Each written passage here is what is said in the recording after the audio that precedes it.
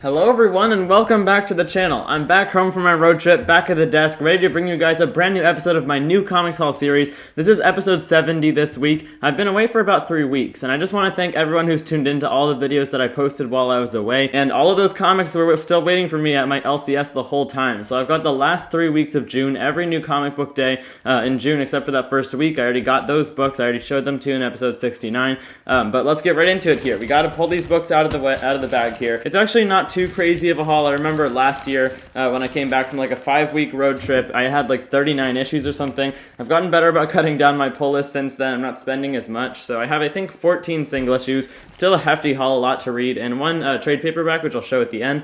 Now we've got these books out of the bag though. As always, you guys know what it is. We got to get this bag out of the way. Alright, now that we've got all that out of the way, let's get right into it. We always started off with Marvel Comics. I'm not going to do the whole most anticipated issue thing because there's a lot of really exciting issues. We're going to start it off here with Jane Foster in the Mighty Thor issue number 1. So this is a pretty big release for me especially. I'm really excited to read this one. This is going to be a 5-issue series. It's featuring Jane Foster. The premise that I know so far is that Jane Foster has somehow found Mjolnir. It's come back to her. She has to decide whether she wants to become Thor again and go find Odin's son and give it back to him, or if she wants to continue being Valkyrie. Could end up resulting in her getting cancer again. It looks really interesting, so I really hope that this creative team pulls through. Can't wait to read this one. Let's continue on with the Thor side of the Marvel Universe. We've got an issue of the main series. This is Thor issue number 26. Very unusual issue though, because this is still part of the whole Banner of War crossover which has been going on. This is part 4 of it. The cover is a spoiler, so I'm not gonna like dance around it like it hasn't already been spoiled. At the end of the last issue, there's a big radiation blast caused by Bruce Banner. He turned up the notches too much inside of the Smastronaut Hulk, and it turns out that Thor has become a Hulk himself.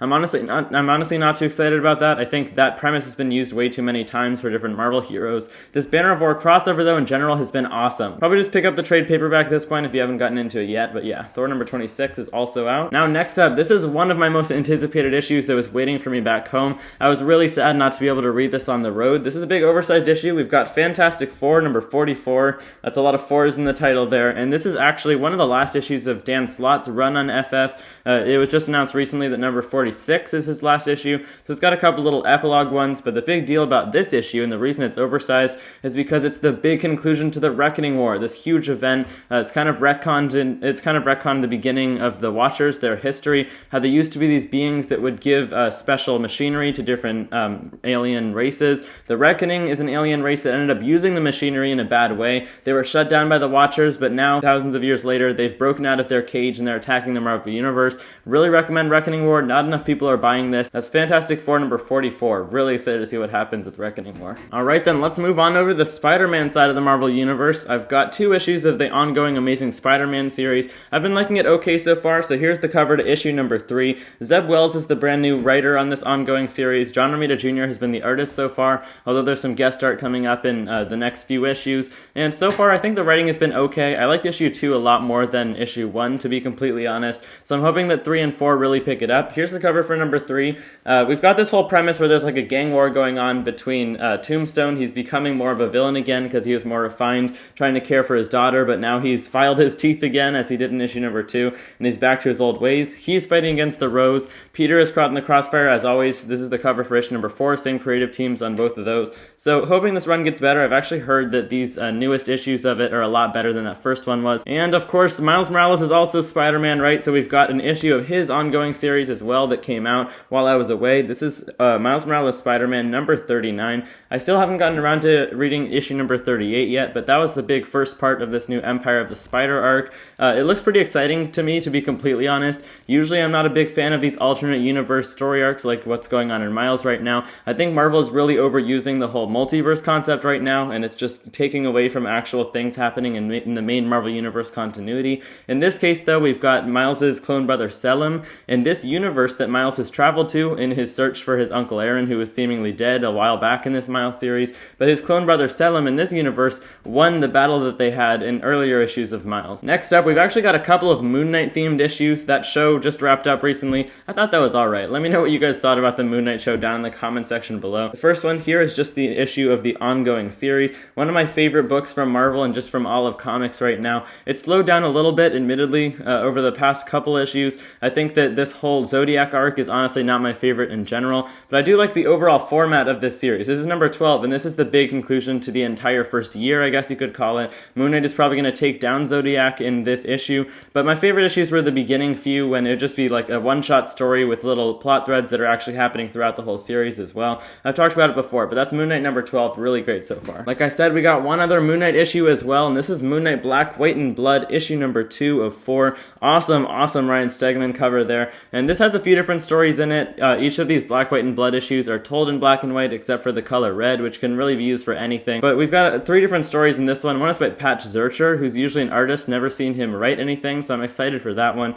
Benjamin Percy is writing one of these, so I might not continue on with this series. Issue 1 wasn't very good, but you can't really judge this series by an issue because each story is different creators on each one. I'll continue on for now. Moon Knight Black, White, and Blood number 2. Alright everyone, we've already reached the bottom of our Marvel stack here. I've got one more Marvel issue that I ended up picking up to show you guys, and this is Punisher War Journal Blitz number 1. So I was standing there at my local comic shop. Pretty much everything that I wanted was already set aside. I forgot to get this one set aside though, and it was still on the shelf. I was deciding whether or not to get it. I ended up pulling the trigger, but it turns out a lot of people didn't really enjoy this issue from the different reviews that I've seen online so far. But this is just a one-shot. It's separate from the ongoing Punisher run, but it is connected. It's a part of the whole same story. It's set in the present, where Punisher has his new logo because he's working for the Hand. He's got a new suit. What I always say in these videos about the main Punisher ongoing series, it's so good by Jason Aaron. You just have to look past all the controversy about the new logo. We'll see how this is. I hope it's still good. Just a one-shot. Probably not necessary reading, but if you're into Punisher right now, you're going to want to get this. That's about it for Marvel, though. Like I said, the majority of my issues are always Marvel. I'm not too into DC, but I do have one issue from them this week, so we'll just get that right out of the way.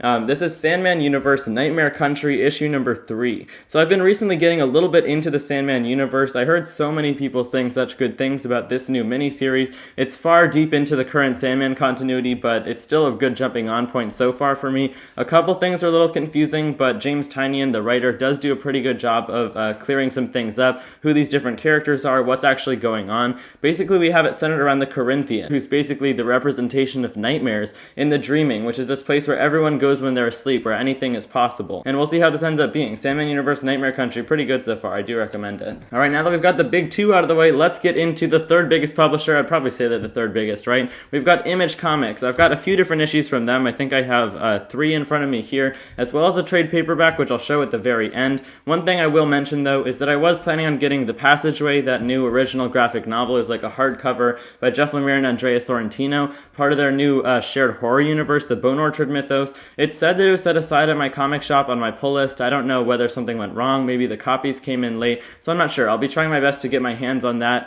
in these next couple weeks. But let's get into what I did end up picking up. 3 single issues. We've got Twig number 2.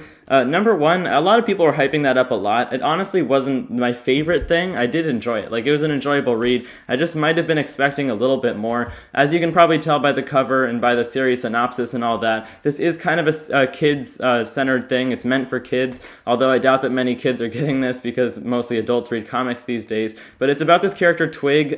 He's this furry guy. He's been hired for some sort of position. I don't remember too clearly. It was a while since the last issue came out. But he's basically just going on this adventure with his little pet Splat, who talks to him. So I would sort of recommend this so far. I'd say maybe just wait for the trade paperback at this point, and I'm really hoping it gets better with number 2. So that's Twig number 2. Alright, just a couple single issues left in this huge gargantuan June comic book haul. And this next single issue that I've got here is Gunslinger Spawn number 3 with the nice cardstock cover and the $3 price tag. You really can't beat that. This is the best Spawn comic out there. For a while I was actually getting all 4 titles, the Scorched, King Spawn, regular Spawn, and Gunslinger Spawn. I do not recommend doing that. Although the $3 price tag might seem like a little bit, you end up spending over $12 a month on all of the comics, and not all of them are that great. I actually was enjoying King Spawn for a while, but then it got way too far into the continuity that I hadn't already learned about, so I'd say if you're not a hardcore Spawn fan, that might not actually be for you. Gunslinger is really easy to understand. It's by the main writer, Todd McFarlane. The artwork is what makes it shine, though. Brett Booth. Can't wait to read this one. Gunslinger Spawn number 9, continuing to be a great series. series. Alright, last single issue from Image. We're almost to the end of this haul. This one is also a horror comic. We've got a lot of those from Image right now.